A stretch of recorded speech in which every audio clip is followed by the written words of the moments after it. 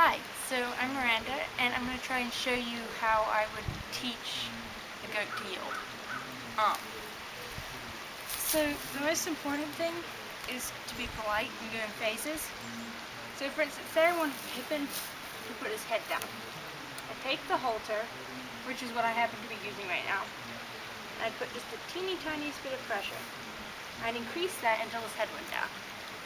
And the moment his head went down, I'd let go. And so right now I have the halter on him because he's a big goat and it doesn't really affect him. If I had really teeny tiny babies, I'd probably not use a halter, instead just use a bit of baling twine. But the same principle works. So I have a baling twine over his neck, and he's decided to put his head down kind of himself, so that was not my doing really. But the other bits you can get him to yield. You can get him to yield his hindquarters. So the way you do that is you take a finger, and right in the flank area, like right around there, you would just touch the hair very lightly and look at it with all your energy and get him to move. And he's being a very good boy, because I've done a lot of this with him.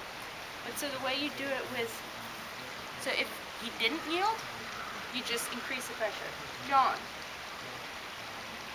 I need you to demonstrate. My other brother is behind the camera. But so you can get him to yield hindquarters, forequarters. Forequarters a bit harder, but they can be done. It took me a while though. You want to be able to get them to come forward. So come forward. You can see again I just have the string behind his ears. Pippin, come here. And I kind of make a face that's inviting, and just my body posture is asking him to come towards me, and I put the tiny bit of pressure. John, come here. So John has his hand up in the air, and I want him to put his hand down. So I put a little bit of pressure, and he doesn't do it. He resists. As I put a bit more pressure, and he keeps resisting. He resists very hard. John resists harder until I'm pulling really hard. But then he gives in, even just a teeny tiny bit. And I let go. And then I try again. I start again at very, very soft. And then we'll see if he'll give in at some point. And he gave in a tiny bit. I felt a little bit. And whenever you feel even the tiniest bit of give, you give in. Because you're rewarding the fact that he yielded. Thanks, John. So that's basically what I do. Backing up is another good thing to teach him to do. You take your fingers kind of like in a porcupine, and just touch the hair on the chest and gradually increase the pressure. You can see and then he gave in, so I let go. He's done it a lot, so I asked for more than just weight, because he knows what he's supposed to be doing. He just is choosing not to do it. But you want to be very careful to yield at the slightest, to let go at the slightest yield if you're just teaching them at the very beginning. Picking up feet, yielding to pick up feet, what I often find works is make sure they're comfortable with you touching the foot. I've taught Pippin to, when I touch the foot, let me pick it up. But otherwise with Mary, come here, baby.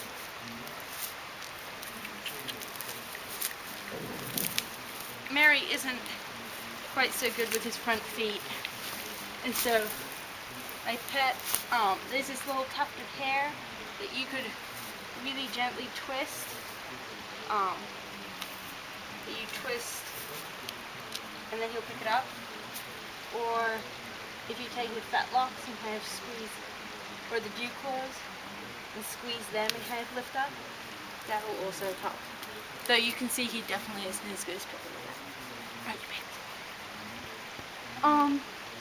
and so that's what I'd probably do. The other way with the babies for leading is something I was just experimenting with Pippin on, is you put the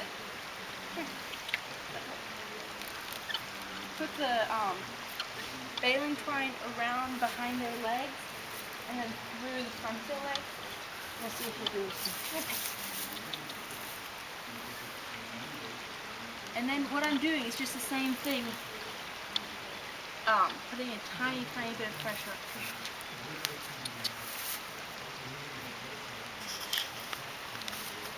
And then when he moves, let him go. And then when he comes to me, I give him a nice scratching because they like being scratched there.